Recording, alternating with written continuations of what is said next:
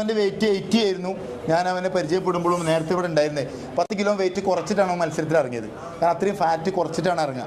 അപ്പോൾ ആ ഒരു കാറ്റഗറിക്ക് കിട്ടിയതാണ് 70 കാറ്റഗറിയിൽ ഗോൾഡ് മെഡലാണ്. ഓക്കെ, ഇത് പിന്നെ ക്ലാസിക് ഫിസിക്കാണ്. ക്ലാസിക് ഫിസിക് എത്ര? 5th or 4th? ആ ഓക്കെ, ഇത് ഹൈറ്റ് ബേസാണ് ഇത് വരിക. 170 എബോൾ ഹൈറ്റുള്ള ആളുകളുടെ കാറ്റഗറിയിൽ 4ാം സ്ഥാനമാണ്. ഇത് മെൻ ഫിസിക്കാണ്. ഇത് എത്ര? 170 എബോല് മെൻ ഫിസിക്കാണ്. അപ്പോൾ അതിൽ നമ്മൾ ലോവർ ബോഡി ഒന്നും നോക്കില്ല, അപ്പർ ബോഡിയാണ് അതിൽ കൂടുതൽ നോക്കുക അല്ലേ. ഇതിൽ അവന് കിട്ടിയത് 4th തന്നെ, 6th പ്ലേസ് ആണ്. എനിക്ക് തോന്നുന്നത് ഇത്ര നേട്ടം ഈ ഒരു ഞാൻ അജ്മലിനോട് നിന്നപ്പോൾ രാവിലെയുള്ള ഞങ്ങളൊരു മീറ്റിങ്ങിൽ ഞാൻ സംസാരിച്ചു. ശരിക്കും ഈ ഒരു മത്സരം തൃശ്ശൂർ നടന്ന മത്സരം അജ്മലിന് വേണ്ടിയിട്ട് നടത്തിയ മത്സരമാണ്. കാരണം എന്താണ്, ഇതിൻ്റെ നേട്ടങ്ങൾ മൊത്തം ടോട്ടലായിട്ട് കൊണ്ടുപോയത് അജ്മലാണ്.